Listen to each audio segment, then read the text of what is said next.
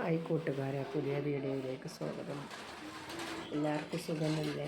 നമുക്ക് സുഖം അൽഹംദുലില്ലാ. ഇന്ന് നമ്മളിവിടെ പിന്നെ പെരുന്നാളൊക്കെ ആയിട്ട് ബീഫൊക്കെ കുറേ കിട്ടിയതുണ്ടായി. അപ്പോൾ ബീഫോടെ ഒരു ചില്ലിയാണ് ഉണ്ടാക്കണം കേട്ടോ. ചെറിയ മഴയൊക്കെ ഉണ്ട്.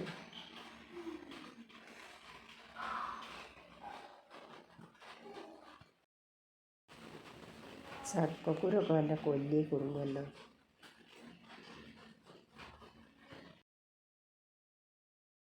കുറച്ച് കൂട്ടാണ്ടാക്കിയത് കേട്ടോ.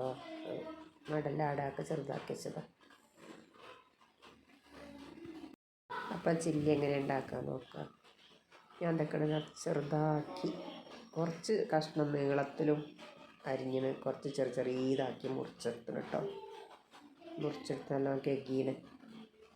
ഇതിലേക്ക് കുറച്ച് മല്ലി, കുറച്ച് ആവശ്യത്തിന് ഉപ്പ്, കുറച്ച് മുളക് പൊടി, മഞ്ഞൾപ്പൊടി എല്ലാം നമ്മൾ സാധാരണ ഇറച്ചിട്ടുള്ളതെല്ലാം കുറച്ച് മാത്രം ഇട്ടുകൊണ്ട് 1 ഗ്ലാസ് വെള്ളം ഒഴിച്ചിട്ട് അടുപ്പത്ത് വെച്ച് പുഴുങ്ങിയെടുക്കുകയാണ്. ഒരു 3 വിസിലടുപ്പിച്ചു. 3 വിസിലടുപ്പിച്ചപ്പം ഇതേപോലെ ആയിട്ട് ഇനി ഇതിൽ നിന്ന് ഇങ്ങനെ ഊറ്റിയെടുത്തിട്ട് വീണ്ടും മസാല തേക്കുകയാണ്.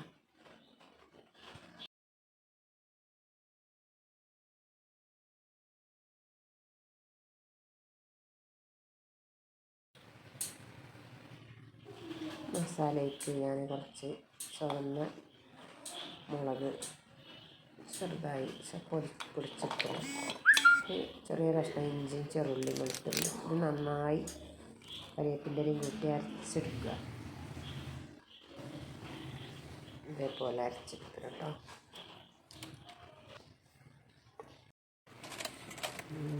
കൂട്ടി കഴിക്കണം.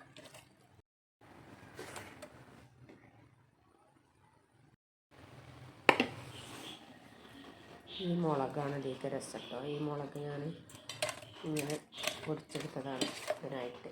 അതിങ്ങോട്ട് എണ്ണയിൽ കടന്ന്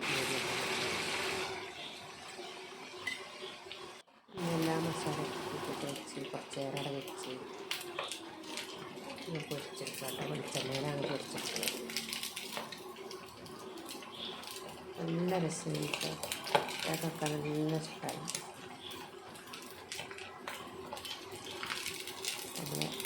അന്നത്തെ പെരുന്നാളിൻ്റെ ലാസ്റ്റ് അരച്ചാണ്. ഒന്നിങ്ങനെ ഉണ്ടാക്കി വെച്ചാൽ എന്നും ഇറച്ചെല്ലാറൊക്കെ ഇറച്ചിമേളൊക്കെ ഇങ്ങനെ ഉണ്ടാക്കി വെച്ചാൽ നല്ല രസമാണ്. വെറുതെ ഇങ്ങനെ എടുത്ത് കഴിക്കാൻ തോന്നും. പൊരിക്കുമ്പം കുറച്ച് പച്ചമുളകും കറിവേപ്പിൻ്റെ ഇലയൊക്കെ കണ്ടിട്ടെടുക്കും.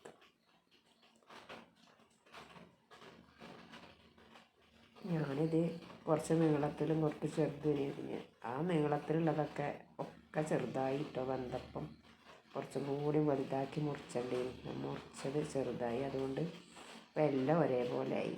ഞാൻ ആ നീളത്തിൽ ഇങ്ങനെ വേറെ വെക്കാൻ ഒരേപോലെ ആയി. ആദ്യത്തെ പൊരിച്ച് പോലെ ഇത് രണ്ടാമത്തെ എടുത്തതാക്കാം.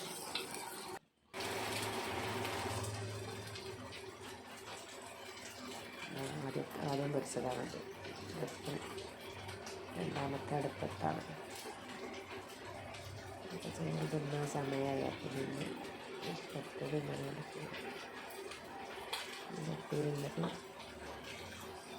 രാത്രിയിലൊക്കെ ഓർക്കാം.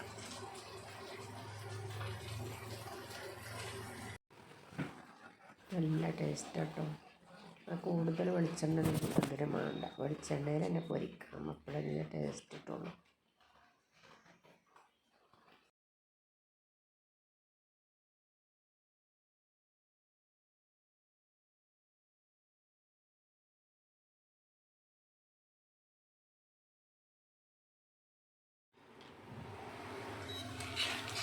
രണ്ടാമത്തതും ആയി കിട്ടി. രണ്ടാമതും പൊരിച്ചെടുത്ത് ബാക്കിയുള്ള വെളിച്ചെണ്ണ മാറ്റിയാണ്ട് ഈ ചട്ടി തന്നെ ഇട്ടുകൊണ്ട് ഇവിടെ അടച്ചിട്ടാണ്. രാത്രി കളറാണ്. നല്ല ടേസ്റ്റായിട്ട് എല്ലാവരും ഉണ്ടാക്കി നോക്കണേ. വീഡിയോ ഒക്കെ ഇഷ്ടപ്പെടണമെങ്കിൽ ലൈക്കും സബ്സ്ക്രൈബും ഒക്കെ ചെയ്യണേ.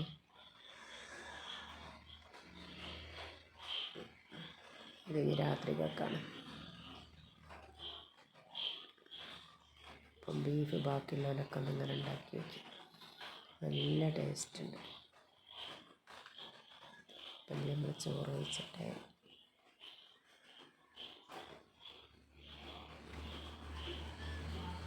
ചക്കക്കുരു കൊല്ലി കെട്ടിച്ചല്ല